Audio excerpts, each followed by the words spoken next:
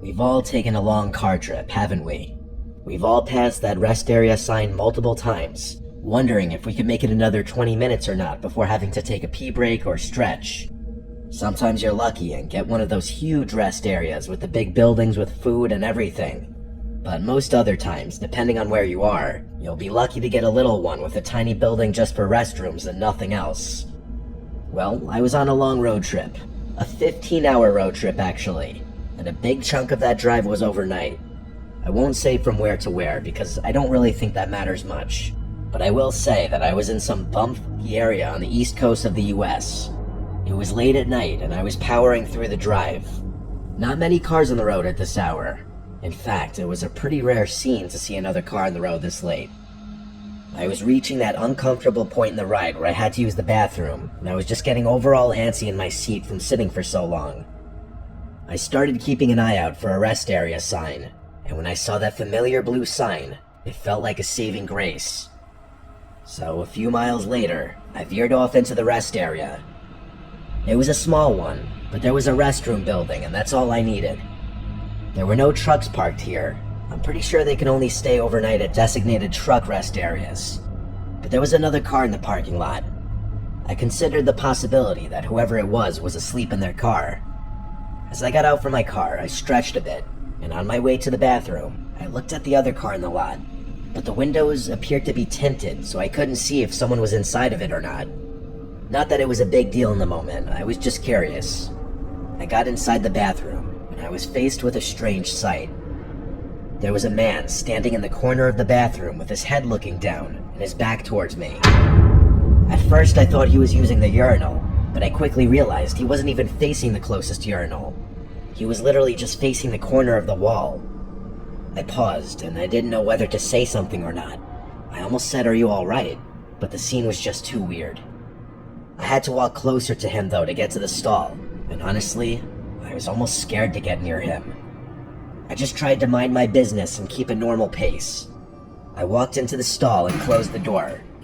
Honestly though, I couldn't go to the bathroom with someone else in the room. I'm one of those people.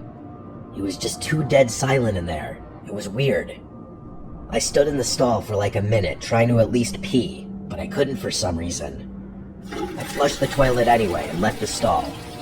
But now, the man had turned around. He was still standing in the same spot, but now he was facing me. I could see his face, and he was looking at me. I'm not one to ever judge someone's appearance, but this man was the scariest looking man I'd ever seen. There was something so unsettling about his face, specifically his eye region. The expression he had was a blank stare. I hadn't had a social interaction in over 10 hours, and this caught me way off guard. Instead of saying anything, I quickly turned and headed out of the bathroom. I got to my car and wasted no time turning it on and backing it up.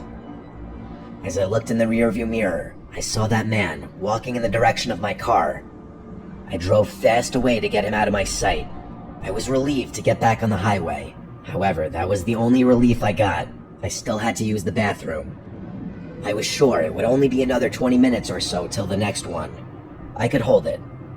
I was right, it was about 20 minutes before I got to the next rest area. It was another nearly identical one as the other. Like I said earlier, most are pretty similar. No cars were in this one, thank God. I pulled into a spot right in front of the bathroom and hurried to the stall, and let's just say I felt a lot better very quickly. As I was finishing up in the stall, I heard footsteps enter the room. I thought they'd stop at one of the urinals, but the footsteps came straight to the stall and stopped. I saw someone's shoes through the bottom crack of the door. They were literally standing on the other side of the stall. My first thought was that it was that guy from the other bathroom. He followed me. My social anxiety was handicapping me from saying anything initially, until I finally mustered up the courage to say, "Someone's in here." No response to this though. Now I knew I was in trouble. The only thing I could do was dial 911, put it on speaker so that the man could hear the operator say, "911, what's your emergency?" I said loud and clear, "I'm being followed by a dangerous man. I feel threatened." As the operator asked my location and details, I answered everything in a loud voice, in a tone suggesting that I was implying a you to the man. Thank God this worked, as the person turned and walked out of the bathroom. I told this to the operator, but said I still would feel safer waiting in here until police came, and that's what I did.